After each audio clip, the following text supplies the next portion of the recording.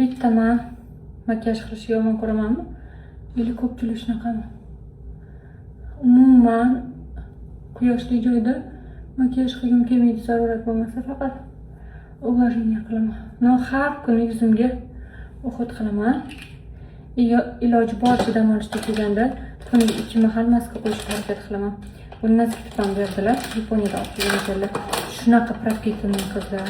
Agar Yaponiyada tanishinglar bo'lsa, sotib olishinglar kerak bo'lsa, обязательно olinglar. Yaponskiy maskalar prям dahshat bo'lar ekan. Donaligi ham yaxshi, ikki mamlakat. Nimasi ham yaxshi, upakovkaligi ham. Adashmasam bu yerda 10 tami, 8 tami shunaqa.